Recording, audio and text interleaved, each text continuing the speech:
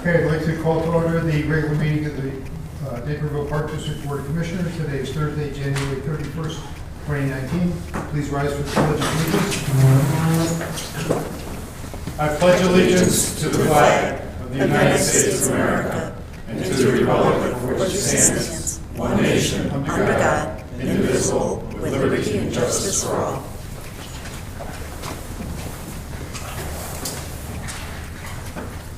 Would you call the roll, please? President Riley? Here. Vice President Janner? Here. Commissioner Carlson?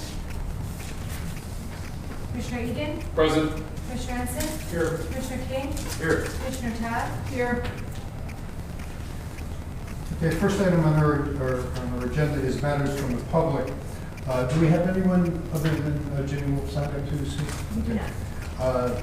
Normally, we consider this further down the agenda, but certainly with respect to your time. Turn the floor over to you to provide your commentary on the Millennium Park.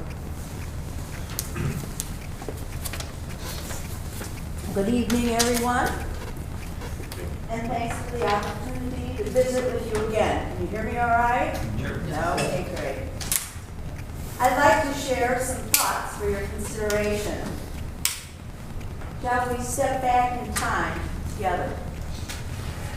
The endurance, perseverance, hopefulness, and shared perspective of the trials that passing time provides became the hallmark of the settling families in our town, serving one another, building homes, churches, schools, and businesses together, establish strong bonds and meaningful relationships between our town settlers. It's these characteristics that created a strong foundation for our area and guide us to this day. How fortunate we are to live here.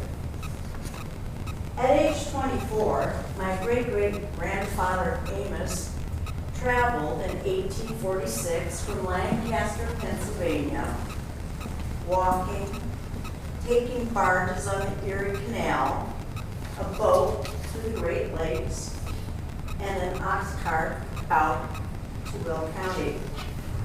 His relatives, John, Leonard, Casper, and William Wolfe joined him during the late 1840s and into the 1850s. They settled close to one another in the area that became known as Wolf's Crossing, acquiring land in Will County's newly opened Section 7, 16, 18, where our new park will be, and 20, and established their farms along with other newly arrived settlers.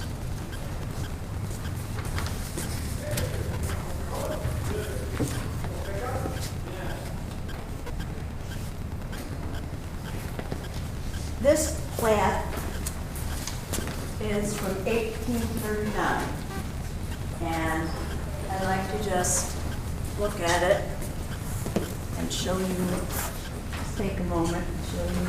I can't get rid of that other stuff, so, but what we want to look at is over here. First of all, you'll notice this diagonal line.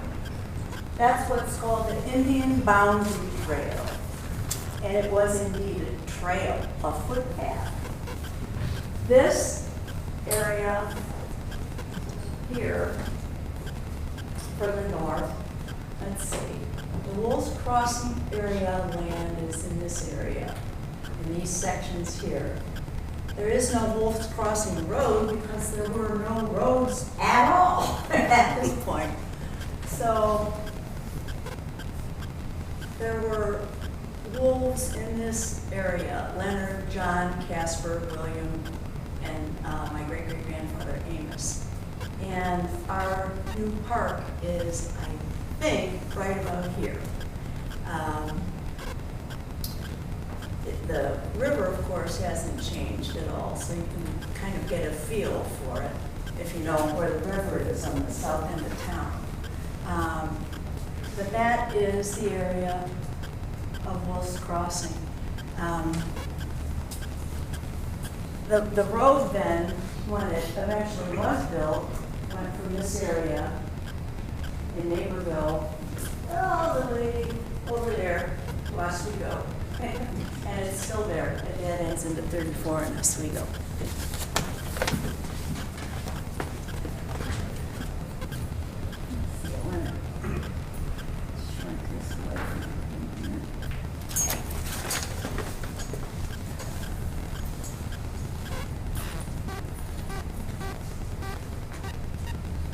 Imagine in your mind's eye setting out from Pennsylvania with no cell phone to chat about concern with others on your uncertain journey. No Holiday Inn or Airbnb to choose for shelter overnight. No promise of friendly Indians, not hostile to pioneers coming into their recently open territory. No roads to travel on other than well-worn Indian paths.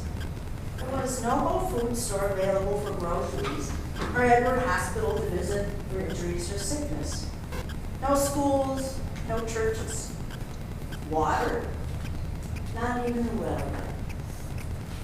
And yet, they came, full of faith that as they helped one another during the course of their lives, they would flourish, and they did.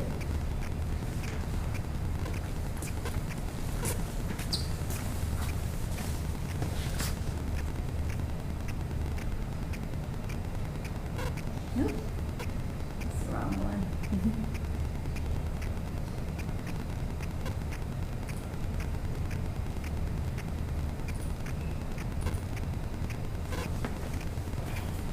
You need a barn built? Sure. My favorite cat toy. As you see here, several barns in the Wheatland area have distinct barn characteristics brought to the region by German Pennsylvania Dutch settlers. The barn above is on the Wolf Manors Farmstead, Section 18 of Wheatland Township. It's basically a raised barn, except the opposite side that you can't see has an enclosed forebay, although the forebay is now infilled with concrete block. Obviously, this is many decades after it was built. As you can see, the silo was not originally there, nor was this tree. But look at the shape of the barn and the rise of the land, if you would, because the next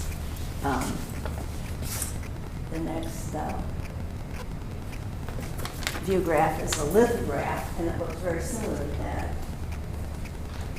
So that barn, the Wolf Mathers barn, was likely built with all hands on deck, on or very near a new park, and was shared by both of the families. This is the last view graph I have.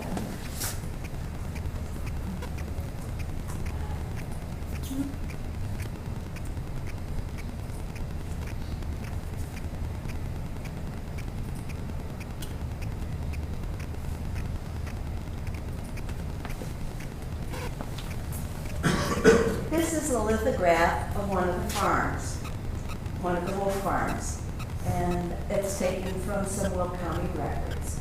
We see the tidy garden, the pigs, the cows, the horses, the chickens, and there's a beautiful orchard surrounding the house.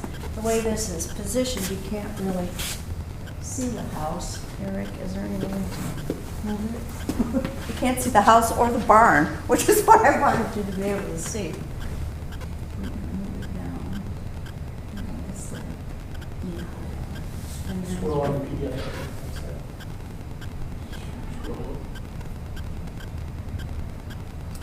oh, it's getting more of the way. Oh, thank you. Thanks. I didn't even see the barn. Thanks. Thank you. So you can see the barn that we were, the photograph. This is an early lithograph. Looks very similar. And there would have been the house, the orchard, and all of that was used to keep everyone fed. When shown in need, the settling families of the Wolves Crossing area thrived by I responding with supportive action and resounding, of course, let's get started. Aerobics, weightlifting, yoga classes. The fun in the early days was found in vying for kudos at the Wheatland plowing match. Finding out who could plow using a hand plow early on, the straightest, deepest furrow in the shortest time. Kettlebells came in the form of boulders to be moved. As compared with a visit today to a John Deere showroom, you'd like air conditioning, music, GPS, and furrows plowed at a particular depth to the inch, 20 furrows at a time, while comfortably sitting 10 feet off the ground as the tractor moves along. Times have changed. Back in those days, harvest time brought everyone together, as the boys and men from surrounding farms used their scythes to cut the oats, wheat, barley, and corn. The girls and women made the food for all and served it at threshing lunches and dinners for the entire group. The groups moved from farm to farm as they helped one another bring in the harvest. In retrospect, the area of our newest park will be located on Moser Crossing Road, which has extended from Naperville to Oswego over 173 years and is on land originally settled by the family. On behalf of all those who came before, thanks for considering the rich heritage we have to honor and celebrate.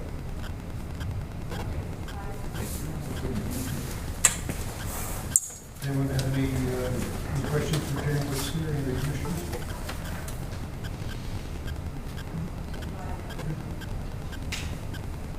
Thank you. You're welcome. Thank you for letting me speak. Okay, next item on our agenda is the consent agenda. Are there any items to be removed from the consent agenda?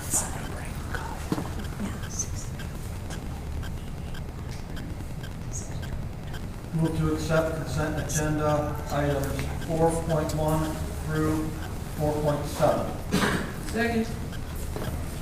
A motion and a second, any discussion? Would you call the roll, please? First President Janner. Yes. Commissioner Todd. Yes. Commissioner Carlson. Yes. Commissioner Egan. Aye. Commissioner Ensign. Yes. Commissioner King. Yes. President Riley. Yes. Move to approve consent agenda as presented. Second. A motion and a second, any discussion? Would you call the roll, please? First President Janner. Yes. Commissioner Todd. Yes. Commissioner Carlson. Yes. Commissioner Egan. Aye. Commissioner Ensign. Yes. Commissioner King. Yes. President Riley. Yes.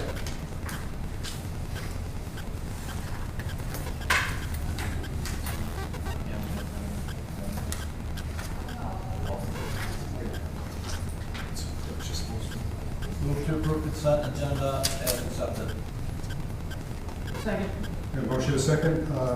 This is a voice vote. All in favor? Aye. Opposed? Motion is carried. Next, we go on to unfinished business. We have no unfinished business. Go ahead, I'm sorry. No new business. Discussion items. We just have to discuss.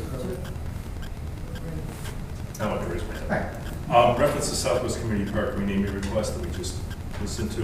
We need some direction from you as a board, since this has gone through Park and Recs, and Jeannie spoke at Park and Recs. It's now come here and spoke before the full board, so we'd like to get some direction as to your thoughts on potentially renaming this site based on the presentation information that Jeannie's provided. Yeah, the Parks and Rec Committee was generally supportive of this. I think it certainly makes sense to honor the heritage and history of the area, and it's consistent with the way that they've done naming in the past, so I personally would be supportive of moving forward with it. Eric, could you, benefit of all, just kind of review the process when we talk about naming the park? Yeah, so the per our naming policy, it requires a unanimous vote by the board.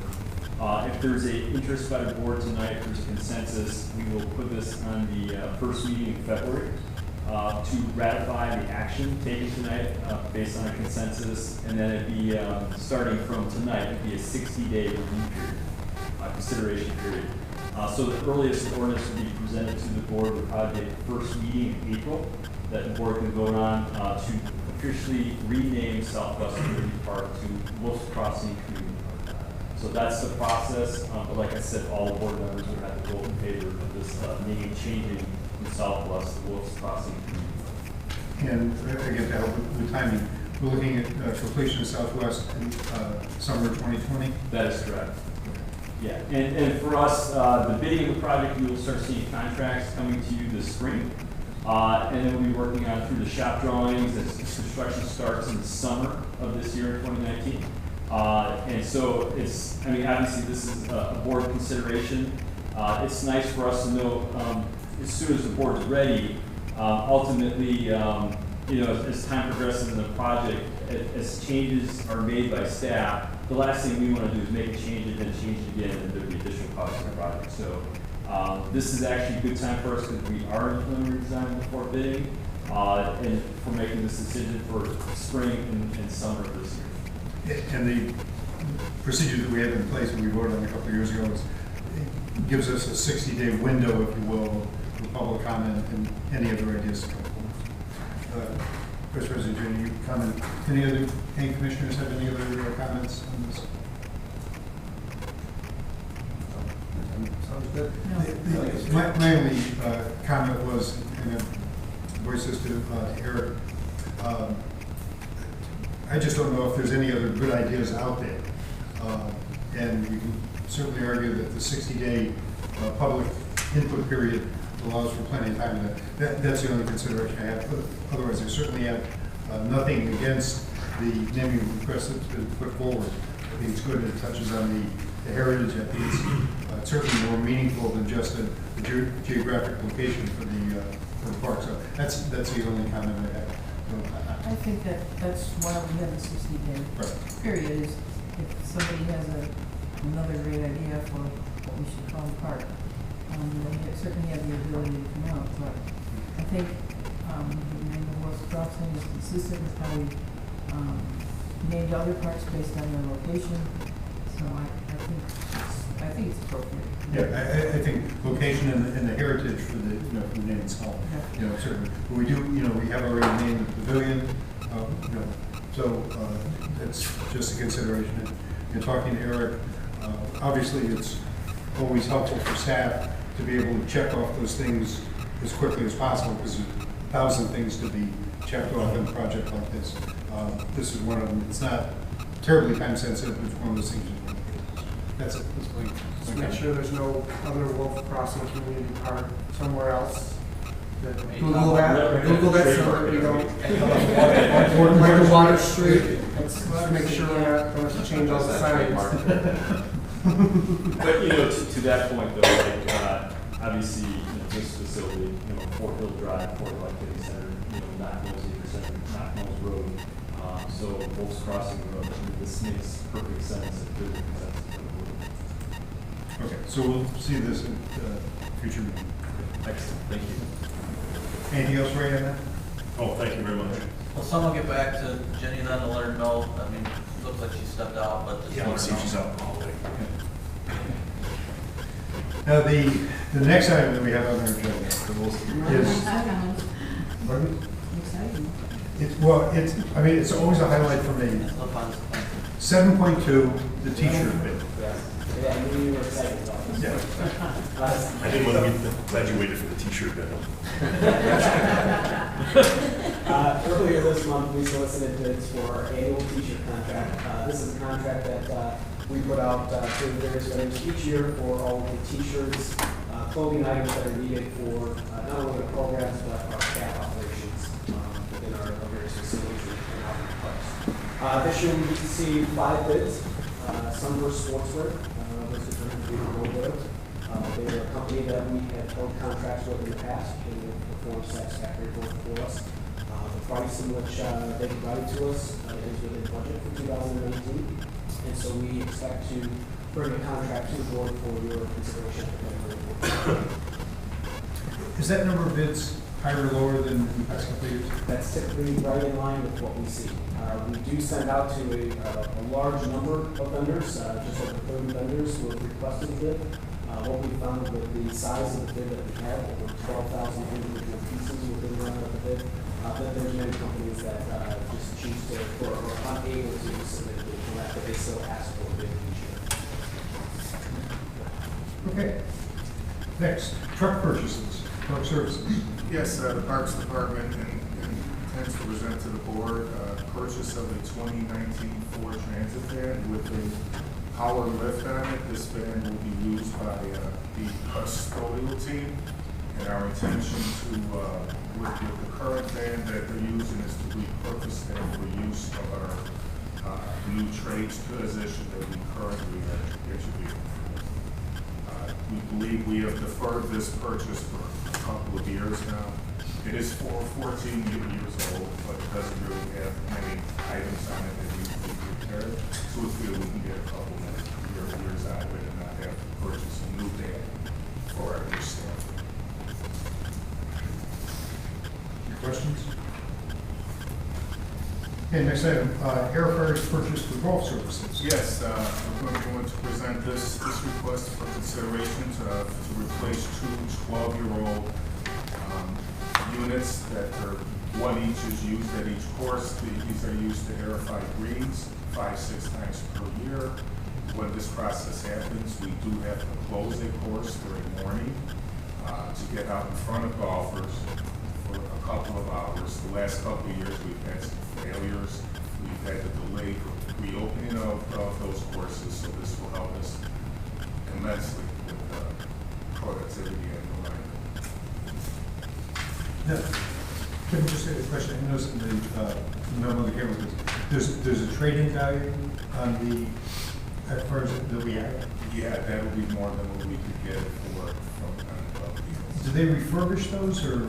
No, they use it for parts that may not, well, they don't have vehicles available, and they repurpose.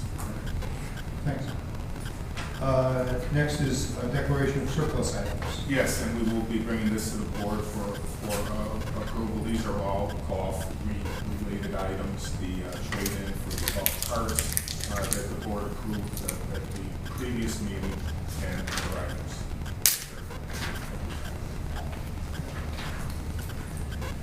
Next, we'll move on to department updates.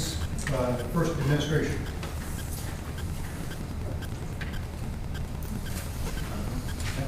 I think maybe the only thing is to start thinking about the West Suburban Irish Parade. If that's something that you all are going to want to participate in, probably Scenic Bridges Thunder. Okay. No,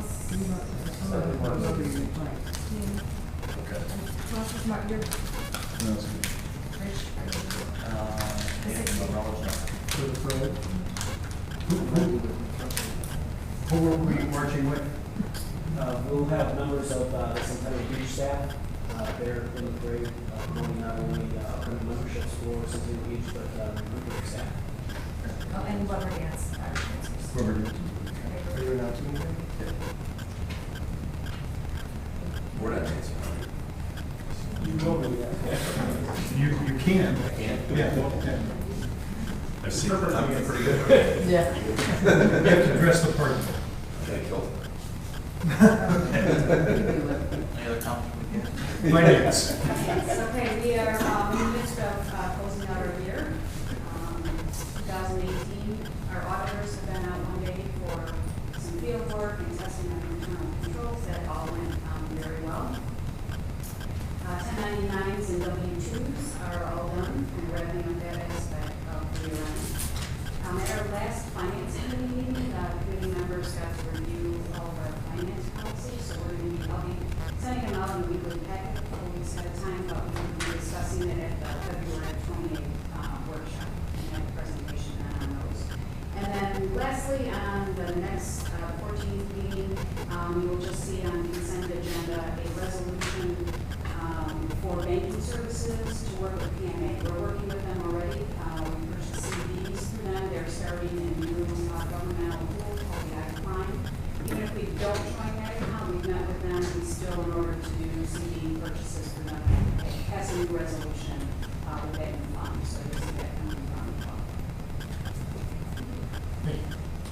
Human Resources. Okay, well, we are in one of the first steps of the compensation program analysis. I talked about that during the budget process, and this piece is we're reviewing and close to the end of reviewing all of our full-time job descriptions, so that's exciting. Personnel policy review has begun with the legal review, and like Sue, I'll be bringing any changes to policies to the board for discussion on February 28th.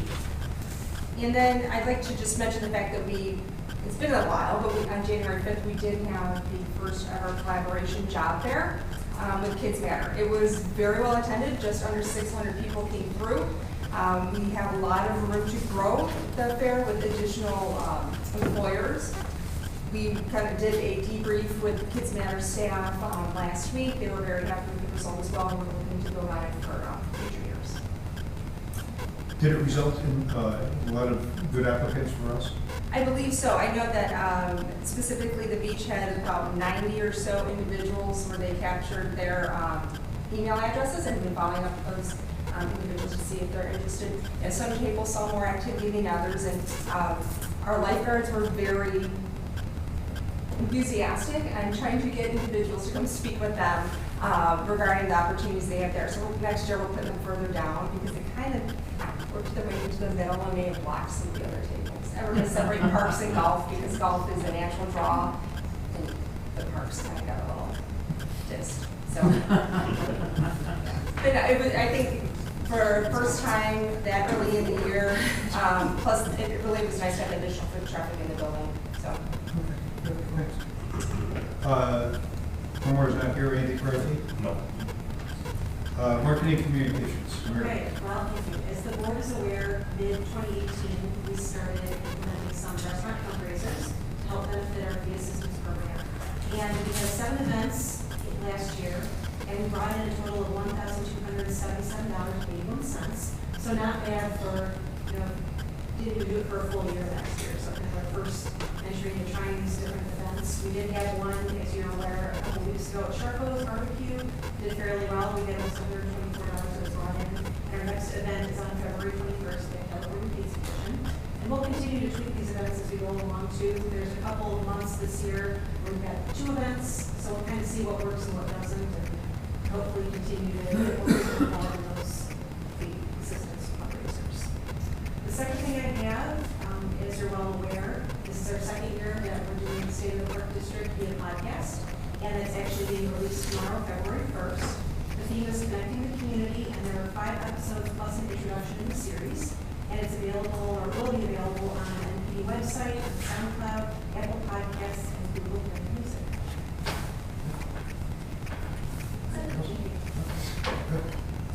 Okay, Parks and Golf. Well, I'll start with golf first. Believe it or not, our staff is working with Sam in terms of promote our golf programs already. It's kind of a good day to do that. We have reached out and contacted all of our members, our season reserve tee times holders, as far as our reserve time holders. Most, if not all, have committed to returning. We're actually picking up 3 new groups, so that's good.